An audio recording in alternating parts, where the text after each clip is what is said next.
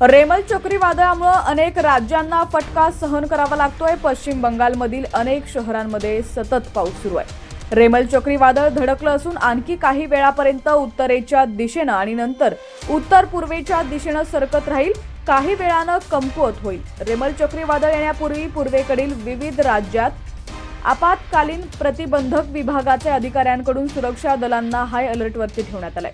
भारतीय हवामान विभागानुसार चक्रीवादळ रेमल रविवारी तट पार करेल। परिणामी पश्चिम बंगालच्या सागर द्वीपसह बांगलादेशाच्या खेपुपारामध्ये भूस्खलन होण्याची शक्यता आहे। सध्या परिस्थितीत चक्रीवादळ केंद्राभोवती ताशी 110 ते 120 किलोमीटर वेगानं वारं वाहत आहे। वाऱ्याचा वेळ 135 किलोमीटर प्रति तासापर्यंत वाढू शकतोय। आसाम, मेघालय, त्रिपुरा, मणिपूर आणि मिझोरम सरकारांनी विविध सूचना जारी केलेल्या आहेत आणि राज्यातील सुरक्षा व्यवस्थांना अलर्ट राहण्याचा इशारा दिलाय।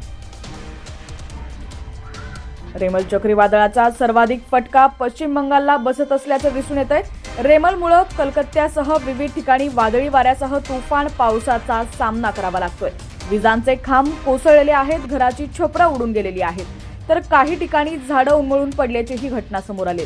भारतीय हवामान विभागानं दिलेल्या माहितीनुसार 27 आणि 28 मे रोजी आसामसह पूर्वेकडील इतर राज्याला मुसळधार पावसाचा इशारा देण्यात आलेला आहे।